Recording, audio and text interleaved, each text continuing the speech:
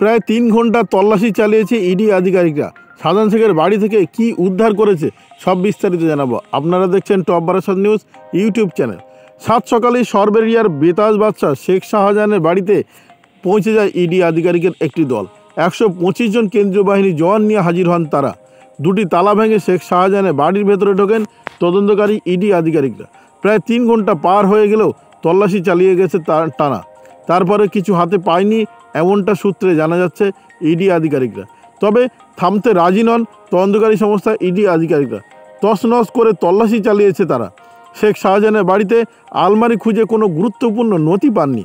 আলমারি কার্যত ফাঁকা, তাতে কাপড় চোপড় আর বাসনপত্র ছাড়া আর কিছুই নেই। 3টি ব্রিফকেসেও মেলেনি কোনো সূত্র বা কোনো কিছুই। ইডির উপরে হামলার 19 দিন পর ফের ইডি হাজির হয়েছে সরবেরিয়ায়। কলকাতার মানিকতলা থেকে চাবি বিক্রেতাকে সঙ্গে নিয়ে গিয়েছিলেন ইডি অফিসারেরা। নেজার থানায় পুলিশ তাদের সরবেরিয়া ঢোকার মুখে দাঁড় করায় এবং ইডির কাছে সার্চ ওয়ারেন্ট দেখতে চায়। সেই সার্চ ওয়ারেন্ট দেখার পর 2 পুলিশকর্মী ইডির সঙ্গে যায় শেখ শাহজাহানের বাড়িতে। সেখানে কার্যত গোটা বাড়ি ঘিরে ফেলেন জওয়ানেরা, যাতে আগের দিনের মতো কোনো রকম আপত্তিকর ঘটনা না ঘটে। সেজন্য আগে থেকেই প্রস্তুতি নিয়ে এগিয়েছিলেন তদন্তকারী সংস্থা ইডি আধিকারিকরা। কেন্দ্রীয় বাহিনীর জওয়ানদের কাছে কাঁদানে গ্যাসের সেল থেকে শুরু করে পরিস্থিতি মোকাবিলা করার সব সরঞ্জাম তাদের কাছে ছিল। গোটা গ্রাম কার্যত ঘিরে ফেলেছেন কেন্দ্রীয় বাহিনীর জওয়ানেরা। 125 জন জওয়ান তাদের সঙ্গে ছিলেন। শেখ শাহজাহানের বাড়িতে তালা ভেঙে ঢুকে তল্লাশি শুরু করেন ইডি আধিকারিকরা। 13 জন আধিকারিক রয়েছেন এই দলে। পুরো ঘটনার ভিডিওগ্রাফি করা হয়েছে। তল্লাশি 3 ঘন্টা পার হয়ে যাওয়ার পরেও কোনো কিছু হাতে পাননি এমনটা সূত্রে জানা গিয়েছে। আলমারি খালি রয়েছে, তাতে জামা কাপড় ছাড়া আর কিছুই নেই। 3টি ব্রিফকেস ছিল, তাই সেটা সম্পূর্ণ খালি অবস্থায় পড়েছিল।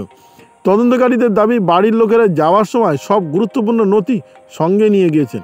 এদিকে শাহজাহান শেখের বাড়ির চারপাশেই রয়েছে তার আত্মীয়দের বাড়ি। তাদের বাড়ি গিয়ে একটি চাবি চাইতে দেখা গিয়েছে তদন্তকারীদের।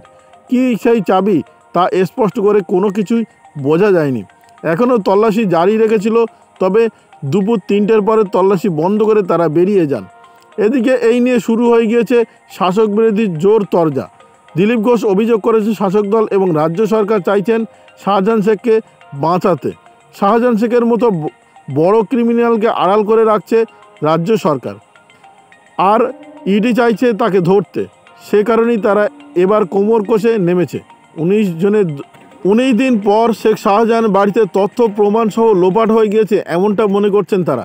সে কারণেই কিছু পায়নি। ইডির উপরে হামলার ঘটনার পরেও কিন্তু অধরা রয়েছে শেখ শাহজাহান। প্রথমে আশঙ্কা প্রকাশ করা হয়েছিল তিনি বাংলাদেশে পালিয়ে গিয়েছেন। সে কারণে লুক আউট নোটিশ জারি করেছিল ইডি আধিকারিক। তারপর গ্রামের অন্যান্য নেতারাই জানায় শেখ শাহজাহান গ্রামেরই রয়েছে, কিন্তু কোথায় রয়েছে সেটা স্পষ্ট করে জানা যায়নি এখনও পর্যন্ত। আবারও বলছি, সাত সকালেই সরবেরিয়ায় বেতাজ বাদশাহ শেখ শাহজাহানের বাড়িতে পৌঁছে যায় ইডি আধিকারিকের দল। তার সঙ্গে ছিল 125 জনের একটি কেন্দ্রীয় বাহিনী দল। 2টি তালা ভেঙে শাহজাহানের শেখের বাড়িতে ঢোকেন তদন্তকারী সংস্থা ইডি আধিকারিক। প্রায় 3 ঘন্টা ধরে তল্লাশি চালায়। তবে এই টানা 3 ঘন্টা তল্লাশি চালাতে গিয়ে কোনো কিছুই পাওয়া যায়নি বলেই সূত্রের খবর। শাহজাহানের বাড়িতে আলমারি খুঁজে কোনো রকম গুরুত্বপূর্ণ নথি পায়নি। এমনকি 2টি ব্রিফকেস ছিল, সেগুলো খালি অবস্থায় পড়েছিল। ইডির উপরে হামলার 19 দিন পর ফের ইডি হাজির হয়েছিল সরবেরিয়ায়। কলকাতার মানিকতলা থেকে চাবি বিক্রেতাকে সঙ্গে নিয়ে গিয়েছিল ইডি আধিকারিকরা। নেজার থানার পুলিশ তাদের আটকেছিল, তবে তাদের কাছে জানতে চায় নোটিশ আছে কি না।